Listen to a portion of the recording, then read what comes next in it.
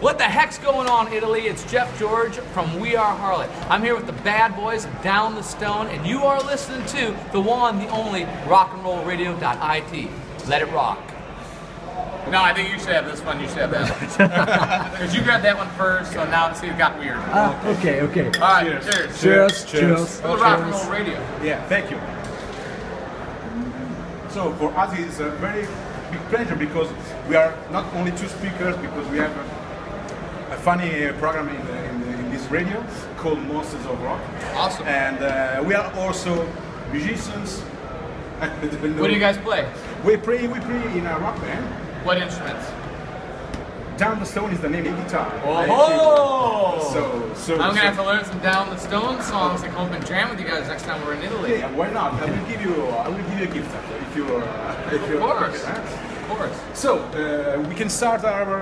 That was what was frustrating today. We just got our gear, which was rental gear, like 30 minutes before we took the stage. So we had never even turned that stuff on or anything when we plugged it in. Yeah, wonderful. Thank you. Wonderful. So it's a pleasure. I brought something for me. It's a pleasure to meet you. You as well.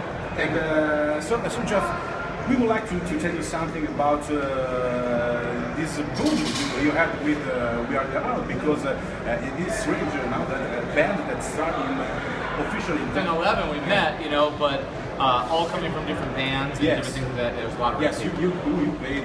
Okay.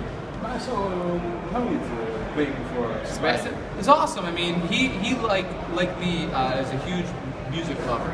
We love like Kiss and Van Halen and Rush and bands like Classic that. rock. That's the stuff. I mean, I got Ace right there on my arm and we're all in there. Okay. So that was cool, and it's an honor to play those great songs with the guy who sang them. So it's an awesome thing. But the thing is Danny's my best friend, and we all have best friends in this band.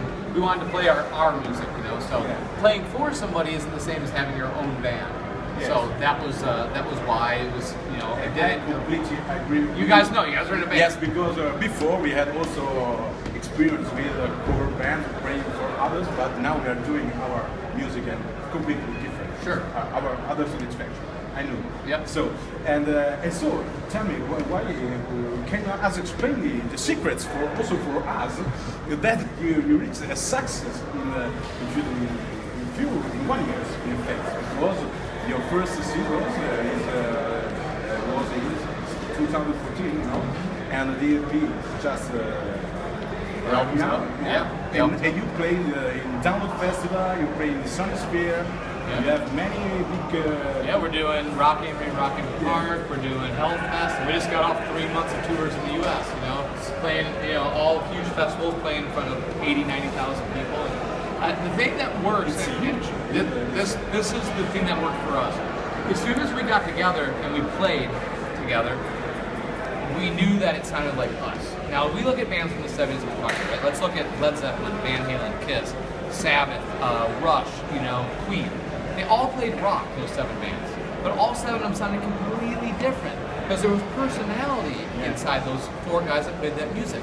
When we met in 2011, we would turn on the radio and I couldn't tell 2 bands apart, to be honest. There was a formula for making music and it all sounded the same. When we got together and played, it sounded like us 4. The personalities of us 4 came through on those songs. And that was when I knew that the magic was there, because music should have personality.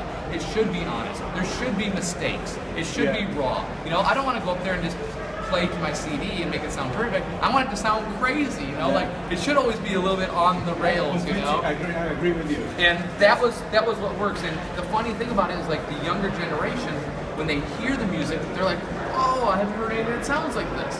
Well, when I was young and I first got Kiss Alive 1. Everybody said, "Oh, that's what your parents listen to, why are you listening to that?" And then I went and got Iron Me, and they're like, "What? That's what your parents listen to. Why do you listen to that?" I'm like, "Oh, it's cool." Judas Priest, that's what your parents listen to. Well, now it's happening again. Now, with the kids, when they hear what we play, it sounds new to them, even though to us, it's not new. It's not. Yeah, rock and roll always comes around. No, in fact. And it's fun. I note what you usually say when everybody asks you what are your influences. real rock attitude from a real rock band. Yeah. And that's what you're telling to me. Yeah. I completely agree. Maybe it's what the feeling with the people that are listening to you. I mean, what are you transmitting to them when you play? I don't know. It's kind of magic. There's something special, and I'm very happy for you because I listened your last single. It's very good. It's very good. Very classic hard rock. And there's a perfect song. example. You listen to that song. The guitar part's very like Cheap Trick kind of punk. You know, Yeah. Then you listen to the bass line. The bass line's Motown. Very simple, Right? very direct. The drum beat, Bruno, our drummer beat from Brazil, he's playing 2 snare drums hitting the side of the snare drum. Take a look at the video and I Right? And then Danny, the singer, you know, he's singing very much like a R&B, you know, Maroon 5 type of feel. So all those things shouldn't go in the melting pot and work, but for some reason it does work and it sounds like us. Yeah. So that's the thing about it. And I think when you watch us play live, like, you know, we're always smiling, we're having a good time. We're not like up there just standing there and all serious. We don't take ourselves that serious because let me tell you, there's a band called Metallica that's playing. You understand? I'm the Stone family. What is that? Okay. There's a band called Metallica playing right now. That's the shit, right? We're up there having a great time playing the music that we love, and we owe it that, you know, to be thankful to even have a chance to take that stage, you know, and to play in front of the beautiful people of it. So we're very happy. Even if you are sunglasses, I can see in your eyes. It's all there, I promise you. No. That's what I'll we're take 'em off. telling is you're having funny moments, and Absolutely. we can see it when you talk about it. So my congratulations. Thank you. So I have to do some questions because as I told you, you play guitar. So I have to tell you just some technical questions. Okay. So which is your brand that you use, guitars, amplifier, effects? Okay. My main guitars are Jeff George signature model ESP guitars. So if you see them, they have like my face on the back of the guitar and stuff like that. And they're a custom model right now that are going to be made into a signature model. And they've been great. I have tons of different guitars. I have Gibsons and Fenders and all kinds of stuff. But the ESP company has just been such a great company. They love rock and roll.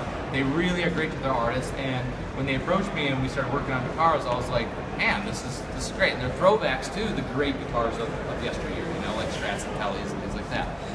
My amps, I'm a Marshall guy through and through. So, you know, my favorite guitar players, we put them all in a row, right? Ace Frehley, Angus and Malcolm Young. Okay. Gibson. Yep. But no, amps though. Ace Frehley, Angus and Malcolm Young, you know, Eddie Van Halen. You know, you put all these guys in a row, they're all Marshalls through and through and through. Okay. So when I was younger, I was like, oh, I can only play a Marshall, right? But, you know, I think my mom got me like a little crate or something like that. And, you know, I always had to have a Marshall. And then when I got the Marshall, I was kind of like, oh, you know, I don't know. I don't sound as good on it. But a Marshall makes you play the amp. You have to play it. And for me, when I started playing it, that just became the sound amplifier, and that's the thing. Now today's Marshalls just arrived, and they weren't set or anything like that. They were somebody else's settings, and I did the best I could. But by tomorrow, I'll have them dialed in. And then from there, I don't use any effects. No effects. Direct. And the only thing I use on the pedal board is I have a wah-wah. Yeah. As soon as I play with effects, then I don't come anyways. No, you sound like Jeff George. It's very simple. Yeah, I mean, I just play. If I have too much stuff going on there, I feel like I'm not me, and that's also why I'm vibrato and things like that. But that's the setup, man. GHS strings on there, and then my picks, I use Dunlop Jazz 3s, the little red ones, and then Dunlop mediums for my go-out picks. I should give it to one. You know what? I changed. I changed pants, but I have some I can get. Do you have a Dunston piece? No. No. Okay. So, thank you. That's all the technical questions. And then just a few minutes. So, for the future, which are your programs? For this summer and then after? Are we expecting? We just got done doing all the U.S. and now we're going to do Europe and the U.K. And in the U.K. we're playing the Golden God Awards. Okay. You know, in London, and we're going to be playing Download, of course, and then all the festivals in Europe. And then after that, we go home for 1 day. No. 1 day. We haven't been home in 4 months. We go home for 1 day, and then we're going to go back out and hit the U.S. again, and then from there we're gonna go hit Japan, and then Canada, and then hopefully come back over here. I mean, it's on. We're gonna take the Harlot sound everywhere, and the album. The record label, Roadrunner Atlantic Records, feels that we have like 5 or 6 solid singles on the record. So we have a new single coming out June 15th, which is called Someday. Okay. So if you look at this,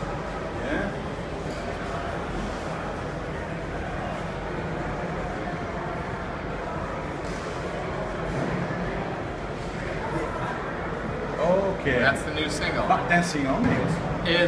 That one's already out, but this is the new one called Someday. Song 3 on the album, Yeah, will be the third single. Yeah, Dancing on Nail. Well, really, Denial, the first one that came out, was just for the fans. The first single was Dancing on Nail, and then the one came out for UK, and then Someday is going to be worldwide. Okay. And in 1 week, you sold 5,000 copies immediately. It's amazing. And if you go on Kingdom Leaks or things like that, the album's been downloaded over 160,000 times. So maybe we have a chance, Joe. Why not? No. You guys? No. We are too old. We are all amazing. Dude, what we do is the next time we come to Italy. My personal pick. Nice. This is personal. It's not.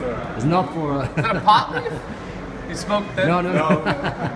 We are old. I told you. Now we stop. No more partying, no more cocaine, nothing. No, we only enjoy. I like that. I like Only that though. beer. That's good for a grip, though. The grip Yeah. is. What can I tell you? It's very was very pleased to meet you. Thank you, man. Me too. Just the way for our fans.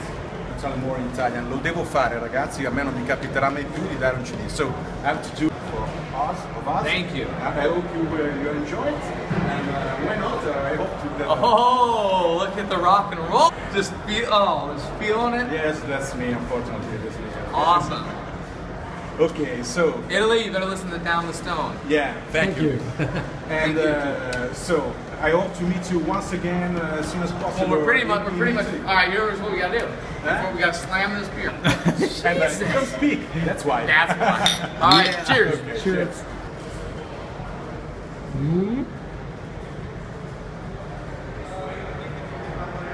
Oh yeah. We're finished. Almost. We're finished. It was kind of cool. Thank you for having me, you Yes. guys. Thank you. We want to do